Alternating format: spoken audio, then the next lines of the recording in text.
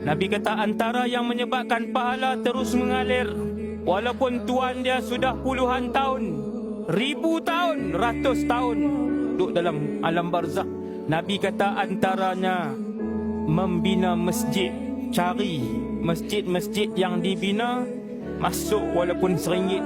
Wahai Allah, ini je kemampuan saya. Allah tahu berapa kemampuan kamu. Kita tak perlu nak bohong siapa-siapa. Orang lain kanan kiri kita boleh bohong. Allah Maha mengetahui berapa wang yang ada dalam kemampuan kamu. Allah tahu. Sebab RM50 yang dia bagi untuk bina masjid, masjid tu sampai hari ini orang ramai guna. Wahai Allah, boleh tak kembalikan sebentar saja nyawa itu, wahai Allah? Aku nak taubat, aku nak sedekah, aku nak taubat, aku nak baca Quran. Aku tahu ada kematian, aku tahu ada barzakh, tetapi aku lalai, wahai Allah.